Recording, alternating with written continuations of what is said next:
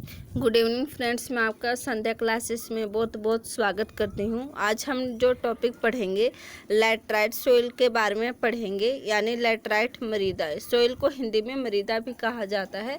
तो हम लैटराइट मिट्टी के बारे में पढ़ेंगे, जो काफ़ी ज़्यादा इम्पोर्टेंट कंसेप्ट है। चलिए तो हम लोग स्टार्ट करते हैं।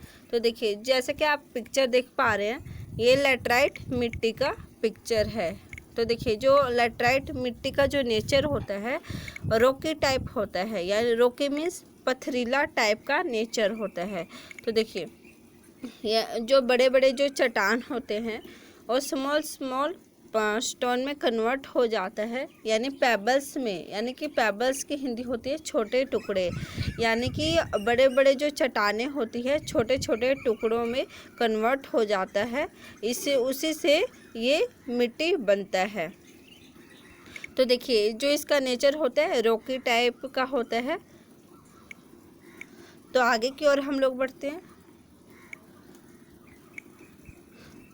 और मैं आपको ये फ्रेंड्स ये बताना चाहूँगी कि लैटराइट सोइल वहाँ पे बनता है जहाँ पे हाई टेम्परेचर होता है एंड हैवी रेनफॉल होता है। तो देखिए, हाई टेम्परेचर मीन्स जहाँ पे सबसे ज़्यादा गर्मी होगी वहाँ पे ये मिट्टी बनेगा, एंड हैवी रेनफॉल होगा वहाँ पे ये मिट्टी बनेगा। Due to heavy rainfall leaching उत्पन्न हो जाता है इस मिट्टी में, यानी कि हैवी रेनफॉल मतलब भारी मात्रा में बारिश के कारण लीचिंग उत्पन्न हो जाता है। लीचिंग मतलब चिपचिपा टाइप। जिस मिट्टी में ह्यूमस की मात्रा काफ़ी ज़्यादा लो होती है, ह्यूमस की मात्रा कम होने के कारण इसलिए इस मिट्टी में मैन्योर एंड फर्टिलाइज़र मिलाया जाता है। मैन्योर एंड फर्टिलाइज़र मिलाया जाता है ताकि पैदावार अच्छी हो। पैदावार अच्छी बनाने के लिए खाद, और मैन्योर को हिंदी में बोलते हैं खाद, एंड फर्टिलाइज़र मिलाया जाता है। फर्टिलाइज़र को हिंदी में बोलते हैं उर्वरक। उर्वरक मिलाया जाता है ताकि अच्छी फसल हो। और इस मिट्टी में चाय की खेती, कॉफ़ी की खेती, रबड़ की खेती एंड केशव नट का मतलब होता है काजू, एंड कोकोनट यानी नारियल, एंड सिंकोना की खेती काफ़ी अच्छी होती है क्योंकि इसमें खाद मिलाया जाता है एंड उर्वरक मिलाया जाता है। तो फ्रेंड्स, अब इसको देखेंगे कि इस सोइल में कौन सा खनिज पाया जाता है और ये कहाँ कहाँ पे पाया जाता है, यानी कि कौन से एरिया में पाया जाता है। तो मैप के थ्रू हम स्टडी करेंगे। देखिए, जैसे कि आप ये देख पा रहे हैं, ये इंडिया का मैप है।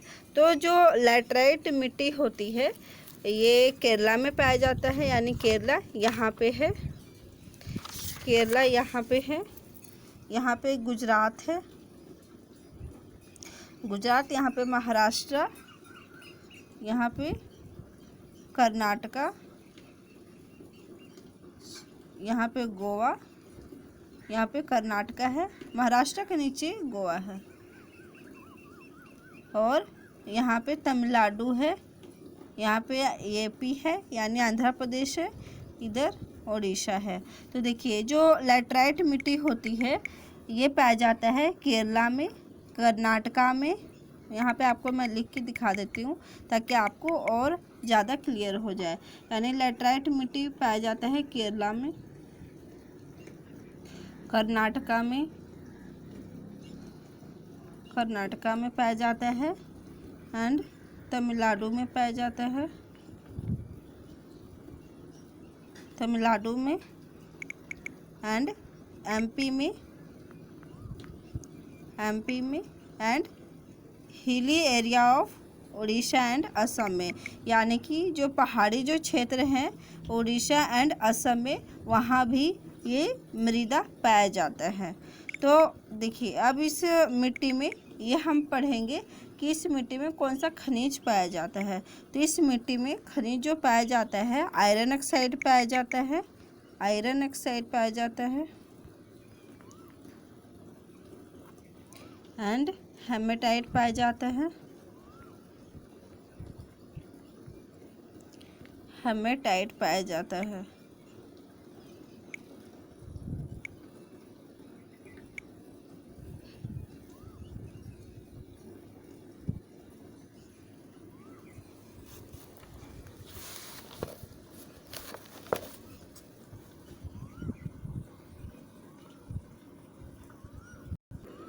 तो चलिए फ्रेंड्स, अब हम फीचर के बारे में पढ़ेंगे कि what is the feature of laterite soil, यानी कि इसकी खास बात क्या है। तो देखिए, सबसे पहला जो फीचर है इसका कि ये एसिडिक इन नेचर होता है, यानी कि एसिडिक इन नेचर होता है, यानी कि लैटराइट मृदा का जो नेचर होता है अम्लीय होता है, यानी एसिडिक इन नेचर होता है। तो जो फर्स्ट फीचर है, यानी कि फर्स्ट विशेषता है, एसिडिक इन नेचर है, एसिडिक इन नेचर है। और सेकंड फीचर हम पढ़ेंगे कि सेकंड फीचर क्या है।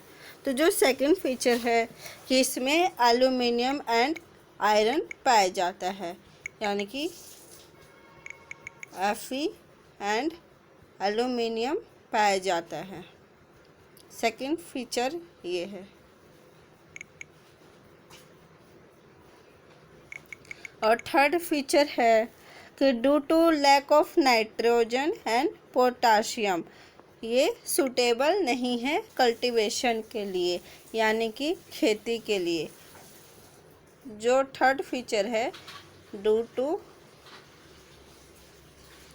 लैक मतलब कमी, यानी कि नाइट्रोजन एंड पोटाशियम की कमी के कारण ये खेती के लिए उपयोगी नहीं है। Due to lack of nitrogen and potassium ये सूटेबल नहीं है। फोर्थ फीचर पढ़ेंगे कि फोर्थ फीचर क्या है। इस मिट्टी में ह्यूमस की मात्रा काफ़ी ज़्यादा कम होती है, because due to high temperature, यानी कि काफ़ी गर्मी के कारण सारे जीवाणु मर जाते हैं। जो फोर्थ फीचर है, humus content of the soil low, humus content of the soil is low.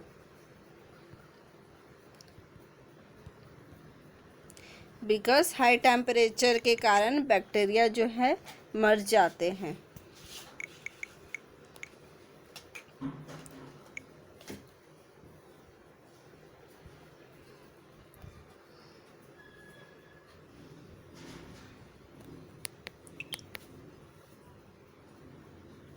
जो नेक्स्ट फीचर है कि ये जो सोइल है ड्यू टू हैवी रेनफॉल, यानी कि भारी बारिश के कारण ये मिट्टी लीचिंग उत्पन्न करता है। लीचिंग का मतलब होता है कि removal of humus from the soil due to heavy rainfall.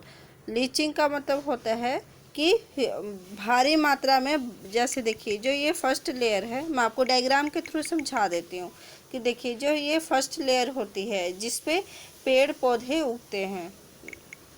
देखिए ये पौधा है, ये है फर्स्ट लेयर।